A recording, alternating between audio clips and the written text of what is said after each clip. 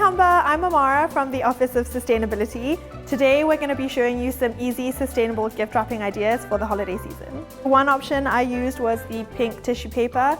I got this when I went shopping a few weeks ago. I reused those to wrap my gifts. And the next option that you could use is brown recycled paper.